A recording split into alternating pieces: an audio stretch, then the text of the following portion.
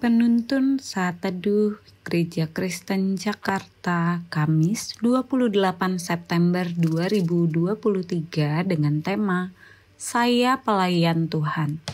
Firman Tuhan terambil dari 1 Petrus 2 ayat 9 berkata demikian. Tetapi kamulah bangsa yang terpilih, imamat yang rajani, bangsa yang kudus, umat kepunyaan Allah sendiri, supaya kamu memberitakan perbuatan-perbuatan yang besar dari Dia yang telah memanggil kamu keluar dari kegelapan kepada terangnya yang ajaib. 8 tahun lalu, saya sangat terkejut karena mengunjungi sebuah desa di pedalaman Kalimantan. Desa ini dihuni oleh penduduk Kristen, namun nyaris 2 tahun lamanya mereka tidak pernah menyelenggarakan ibadah. Alasannya terdengar klasik dan sederhana. Tidak ada orang yang mau melayani, dan situasi ini diperparah oleh gereja yang hampir runtuh, terlihat, terlantar, dan kotor. Oleh karena itu, kami memutuskan untuk memulai kembali ibadah di sana setiap minggunya. Kami berbakti secara bergantian di antara anggota komunitas kami.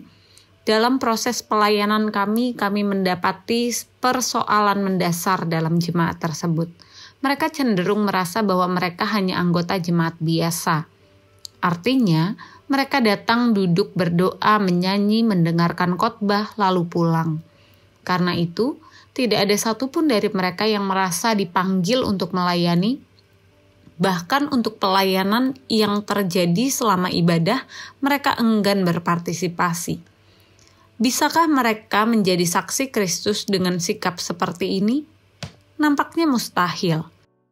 Setiap kita dipanggil untuk menjadi pelayan Allah, yang menjadi saksi-saksi Kristus dimanapun kita berada dan dalam apapun yang kita lakukan.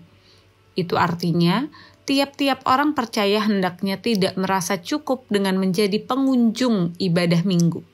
Sebab bukan hanya untuk itu kita dipanggil. Allah menghadirkan gereja di dalam dunia ini bukan sekedar tempat pelaksanaan ibadah.